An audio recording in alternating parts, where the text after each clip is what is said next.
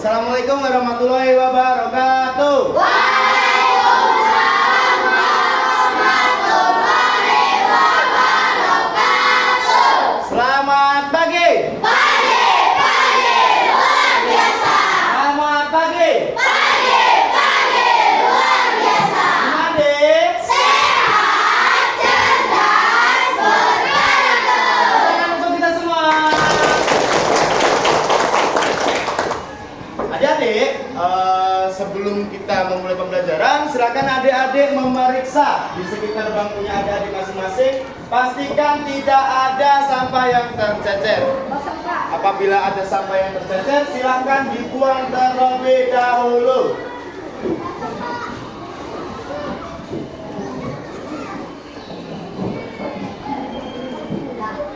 Silakan.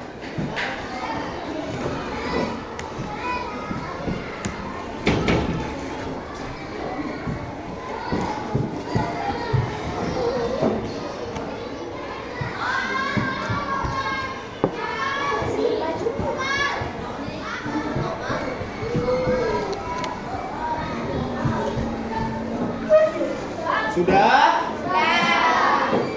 Perhatian. Siap. Tepuk diam.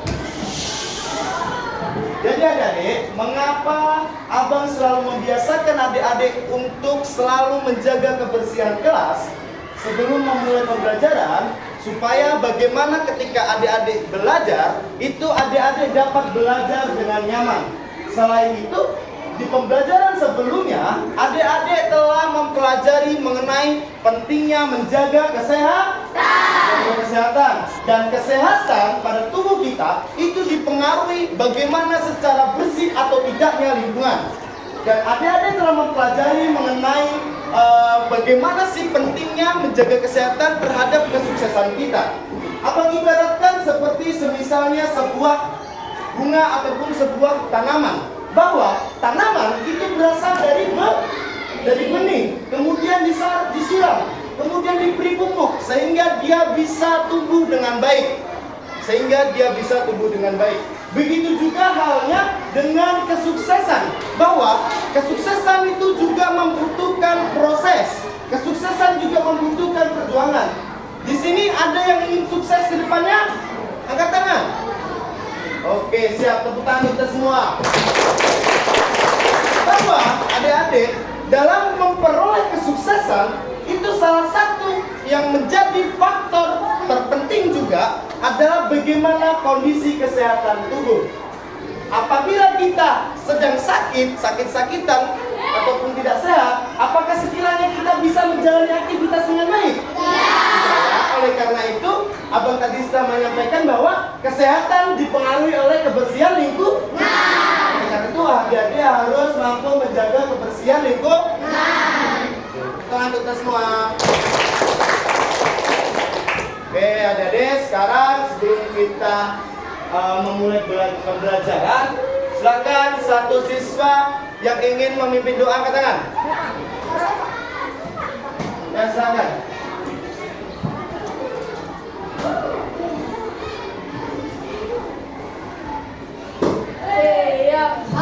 Sebelum kita belajar, mari kita berdoa. Berdoa mulai.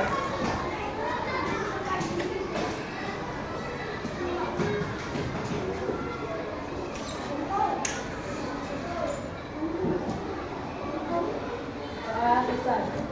Berdiri kepada sang merah putih. Hormat. Gerak. Tegak. Gerak. Beri salam. Selamat pagi, Pak Guru. Gimana? Sehat, cerdas, berkarakter. Tepuk tangan untuk kita semua.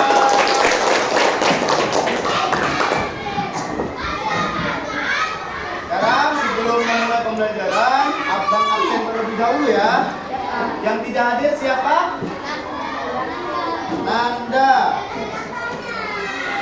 Nanda Raihana ya.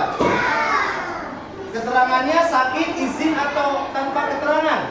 Tanpa keterangan. Kemudian siapa lagi, Dek? Atala.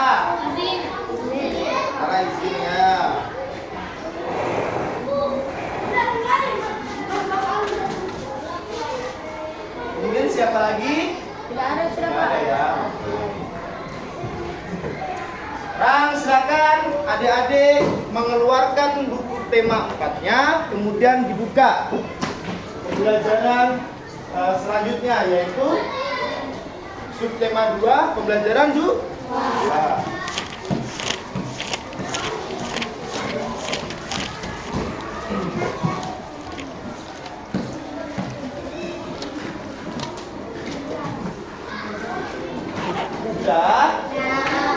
Perhatian. Siap. Silakan berdiri. Kita akan menyanyikan secara bersama-sama lagu dari Sabang sampai Merauke. Yang dari Sabang sampai Merauke. Siapa yang ingin memimpin teman-temannya bernyanyi? Angkat tangan. Siapa?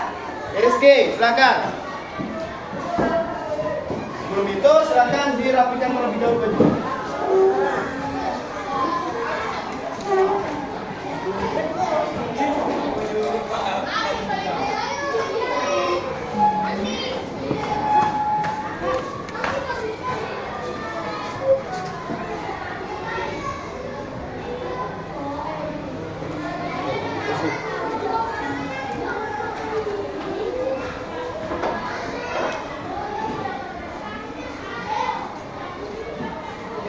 Teman-teman, sebelum Mari kita hari kita bernyanyi secara bersama-sama lagu dari Sabang sampai Merauke. 1, 2, 3. Dari Sabang sampai Merauke, berjajah pulau-pulau, sambungan nyambung menjadi satu, itulah Indonesia. Indonesia tanah airku, aku berjanji padamu, menjunjung tanah airku Indonesia. tentang semua. Duduk kembali. Jadi adik-adik dalam pembelajaran sebelumnya, adik-adik telah mempelajari mengenai tangga nada. Nah, kemudian tangga nada terbagi menjadi dua, yaitu tangga nada mayor dan tangga nada minor. Kemudian kalau tangga nada minor itu memberikan kesan sedih. Kalau tangga nada mayor memberikan kesan semangat.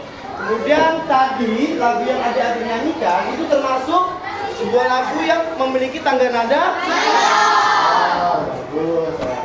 Jadi adik-adik dalam sebuah lagu dengan kita memahami bahwa terdapat pembagian tangga nada yang minor dan mayor, kemudian adik-adik menyebutkan tadi bahwa tangga nada itu memberikan kesan pada sebuah lagu tersebut, itu kita bisa memahami bahwa sebuah lagu itu terdapat isi ataupun pesan yang ingin disampaikan. Bahwa dalam lagu tadi itu berisikan menjelaskan bahwa negara kesatuan Republik Indonesia merupakan negara kepulauan. Adik-adik di pembelajaran sebelumnya telah mempelajari mengenai Bhinneka Tunggal Ika ataupun keanekaragaman. Nah, di dalam negara kepulauan di Indonesia itu memiliki keanekaragaman. Salah satu keanekaragamannya adalah keanekaragaman budaya. Nah, di Jakarta, itu di Betawi, budaya Betawi, itu terdapat sebuah budaya yang namanya palang pintu. Palang pintu itu biasanya dia dipraktekkan ataupun dilaksanakan ketika ada acara prosesi pernikahan. Nah, dalam palang pintu tersebut ada berbalas pantun. Nah, adik-adik dalam pembelajaran sebelumnya sudah mempelajari mengenai pantun. Sekarang dibuka halaman 42. Kita akan belajar bersama mengenai ciri-ciri pantun. Dalam pembelajaran sebelumnya adik-adik telah memahami apa itu pantun. Ada yang bisa menjelaskan? Angkat tangan. Apa itu pantun? Nah, pantun biasa disebut puisi lah. Nah, kemudian adik-adik juga telah memahami jenis-jenis pantun. Jenis-jenis pantun terbagi menjadi berapa angkat tangan? Ayo, biasakan. Dalam pembelajaran sebelumnya kita juga sudah belajar mengenai bagaimana sikap yang baik dalam menyampaikan pendapat, yaitu angkat tangan terlebih dahulu ketika ditunjuk baru menyampaikan pendapat. Jangan langsung bicara seperti itu ya, dibiasakan ya. Ya, ada yang bisa menyebutkan jenis-jenis pantun, angkat tangan. Ya, Faruk. Ya. Ya. Ya. Jenaka. Tepuk tangan untuk Faruk. Itu merupakan jenis-jenis pantun yang dimana dalam jenis-jenis pantun tersebut itu juga memiliki makna yang berbeda.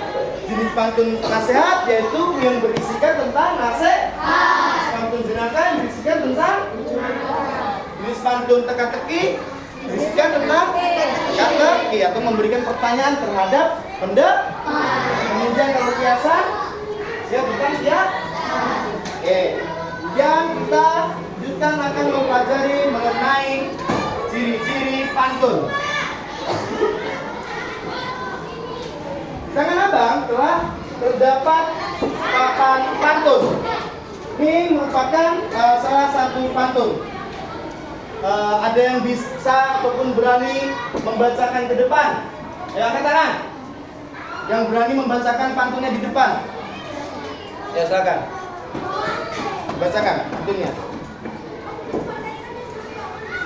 Silakan. Tepuk tangan untuk temannya.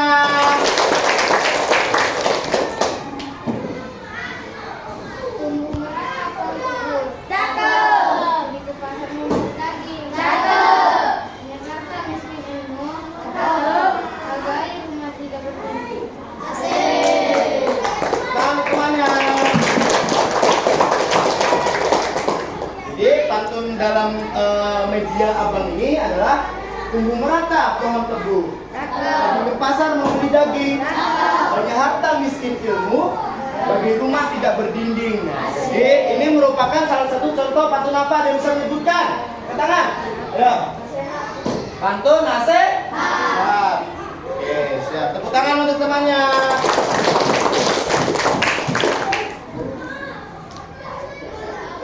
Sekarang coba adik-adik perhatikan pot bunga ini. Ada yang bisa menyebutkan kira-kira apa yang menandai bunga ini? Pot bunga ini. Apa yang menandai pot bunga ini? Yaitu potnya warna putih. Kemudian Daunnya hijau. daunnya warna hijau. Terus Bunganya merah. bunganya warna oranye. Terus rumput hijau. Nah, Sudah kelihatan. terus kemudian kalau ini Warna pink. Bisa dihapus. siang untuk menghapus. Jadi dalam suatu hal itu terdapat ciri khas masing-masing. Nah, bukan hanya benda adik, tetapi juga pantun. Itulah yang disebut ciri-ciri, yaitu suatu hal yang khas pada sesuatu. Jadi yang mencirikan ataupun menandai suatu hal tersebut. Gitu. Contohnya seperti misalnya adik-adik tadi telah menyebutkan mengenai pot bunga ini, bahwa bunga ini potnya warna putih, kemudian bunganya warna oranye, kemudian tangkainya warna coklat, gitu ya. Nah, itu yang disebut ciri-ciri. Nah, bukan hanya benda, tetapi pantun juga memiliki ciri-ciri. Apa sih yang menjadi sebuah ciri-ciri dari pantun? Nah, yang pertama adalah dalam sebuah pantun, bait sebuah pantun itu terdiri dari 4 baris ya. 1, 2,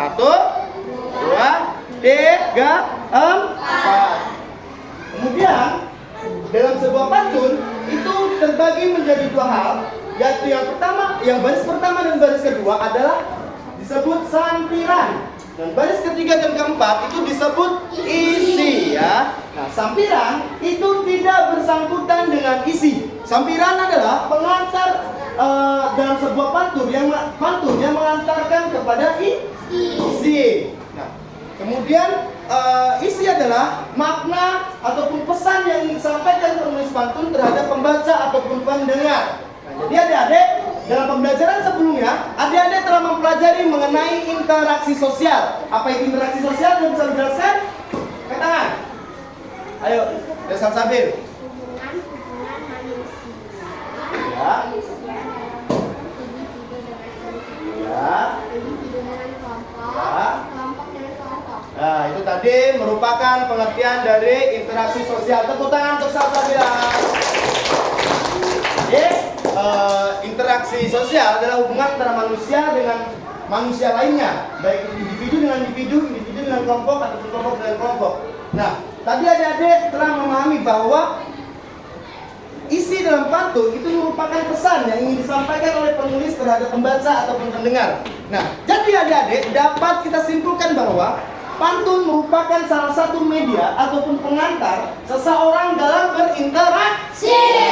Seseorang dalam menyampaikan pesan kepada orang lainnya itu bisa menggunakan pantun. Oke. Kemudian ciri-ciri berikutnya bahwa dalam sebuah pantun itu terdiri dari 10 hingga 12 suku kata. Nah, kemudian ciri-ciri berikutnya adalah bersajakan. Oke. Apa itu sajak?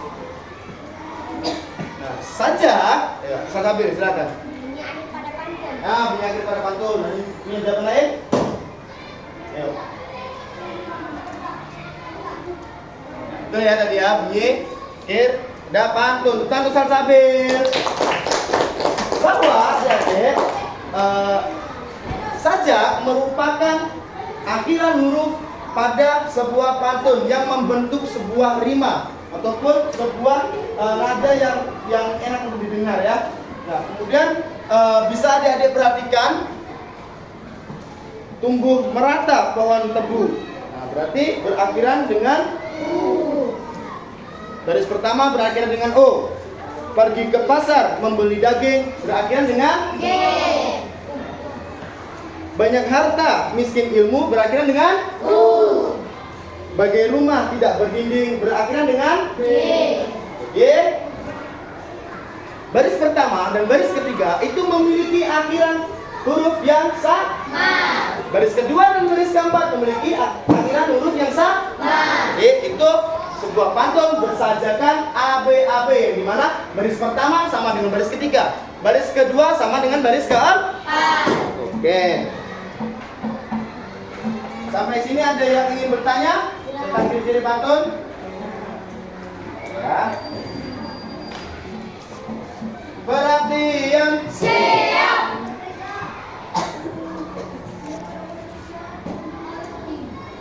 Tangga nada itu terbagi menjadi dua, yaitu minor dan Mayor. tangga nada mayor memberikan kesan semangat. Ada yang bisa sebutkan satu contoh lagu yang bertanda nadakan mayor? Katakan. Yo, para Salwa. Lalu Bandung. Oke. Sekarang Abang ada permainan.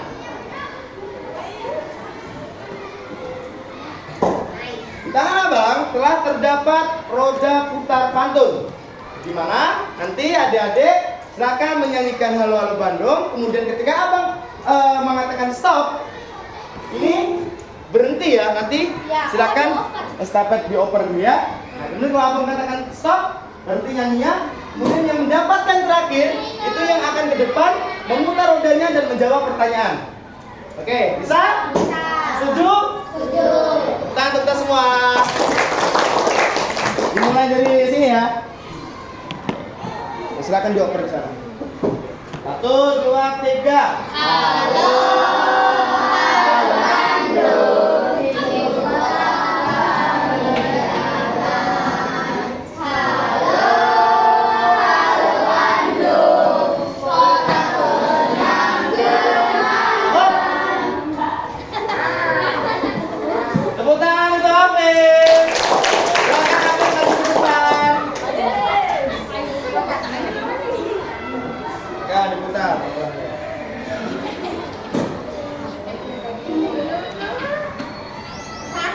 Nomor 1.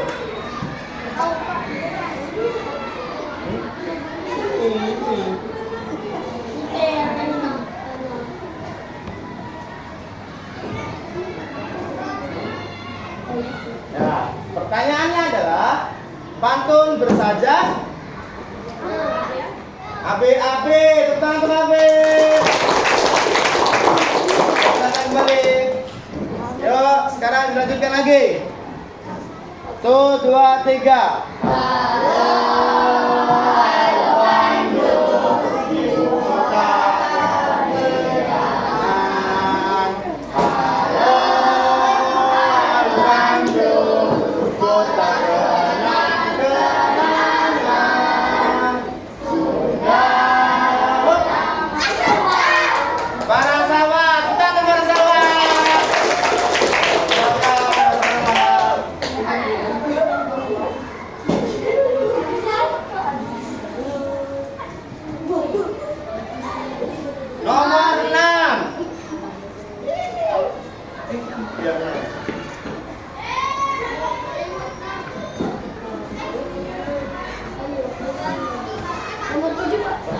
pertanyaannya adalah bait dalam sebuah pantun terdiri dari berapa baris? 4 baris. Tepuk tangan untuk para salwa. Terus satu lagi. 1, 2, 3. Halo Bandung, ibu kota Mariana. Sok. Tepuk tangan untuk Sarah. Oke, Sarah.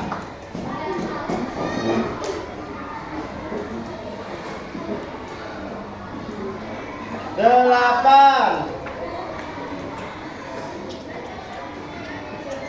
Pantun biasa juga disebut puisi lama. Tepuk tangan Sarah. Jadi adik-adik telah memahami ya mengenai pantun dan beserta ciri-cirinya. Sudah memahami ya? Abang telah menjelaskan, telah menyampaikan bahwa pantun merupakan media dalam menyampaikan pesan. Artinya apa? Bahwa penulis itu ingin menyampaikan pesan kepada pembaca ataupun pendengar pantun. Nah, kemudian pesannya tersebut dapat berupa nasihat, dapat berupa lelucon dan lain sebagainya. Itulah dibagi yang namanya jenis-jenis pantun. Salah satu penggunaan pantun biasanya juga digunakan untuk bagaimana peningkatan kesehatan di suatu masyarakat. Jadi pantunnya itu berisikan tentang peringatan untuk bagaimana menjaga kesehatan. Itu merupakan salah satu pesan yang dapat dimasukkan dalam sebuah pantun. Berbicara persoalan kesehatan, nah adik-adik di dalam pembelajaran sebelumnya telah mempelajari mengenai sistem pencernaan manusia, sistem pernapasan manusia, kemudian beserta gangguan-gangguannya dan pencegahannya. Mengapa kita perlu untuk bagaimana memahami mengenai organ tubuh manusia beserta gangguan dan pencegahannya, supaya bagaimana kita memiliki pengetahuan untuk tetap dapat menjaga organ tubuh kita dengan baik. Sebagai contoh, adik-adik telah mempelajari mengenai sistem pencernaan manusia. Nah, salah satu penyakit dalam sistem pencernaan manusia adalah yang terdapat pada lambung. Itu contohnya penyakit apa? Penyakit mah. Di mana penyakit mah itu disebabkan oleh makanan pedas yang membuat lambung kita menjadi infeksi. Nah, itu merupakan salah satu contoh gangguan yang terdapat pada organ tubuh kita. Ketika kita mengetahui mengenai bagaimana sih cara mencegah ataupun menjaga organ tubuh kita dengan baik, maka kita akan dapat hidup dengan sehat. Seperti itu. Kemudian kita akan mempelajari mengenai peredaran darah manusia. Silakan buka halaman 3.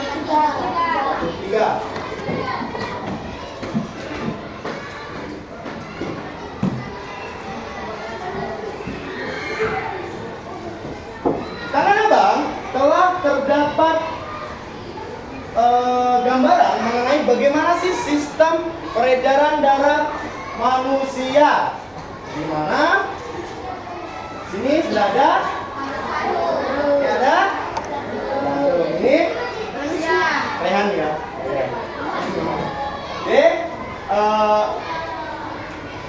Berikut merupakan gambaran mengenai sistem peredaran darah manusia, yang dimana secara garis besar sistem peredaran darah manusia terbagi menjadi dua, yaitu sistem peredaran darah besar dan sistem peredaran darah kecil. Yang dimana sistem peredaran darah besar itu mengalirnya dari jantung, paru-paru, jantung, seluruh tubuh, kemudian kembali ke jantung. Kalau sistem peredaran darah kecil dari Jantung, paru-paru, jantung. itu merupakan siklus ataupun tahapan bagaimana peraliran darah. Lalu kemudian apa sih yang disebut sebagai sistem peredaran darah manusia? Sistem peredaran darah manusia adalah sebuah sistem itu apa sih? Abang jelaskan terlebih dahulu. Sistem adalah suatu hal yang saling berkaitan satu sama lainnya. Contohnya, misalnya kinerja jantung kinerja serambi kiri mempengaruhi kinerja ini kiri. Nah, itu saling berpengaruh. Itu yang disebut sebuah sistem. Kemudian sistem peredaran darah manusia adalah sebuah sistem peraliran darah dan zat penting lainnya ke seluruh tubuh.